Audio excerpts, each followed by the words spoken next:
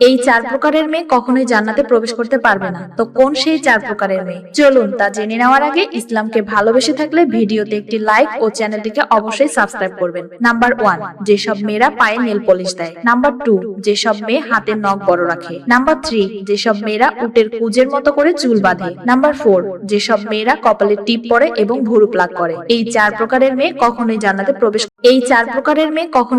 প্রবেশ করতে পারবে না। তো কোন সেই চার প্রকারের মেয়ে, চলুন তা জেনে নেওয়ার আগে ইসলামকে ভালোবেসে থাকলে ভিডিওতে একটি লাইক ও চ্যানেলটিকে অবশ্যই সাবস্ক্রাইব করবেন। নাম্বার 1, যেসব মেয়েরা পায়ে নেল পলিশ দেয়। নাম্বার 2, যেসব মেয়ে হাতের নখ বড় রাখে। নাম্বার 3, যেসব মেয়েরা উটের কুজের মতো করে চুল বাঁধে। নাম্বার 4, যেসব মেয়েরা কপালে টিপ পরে এবং ভুরু প্লাক করে। এই চার প্রকারের মেয়ে কখনোই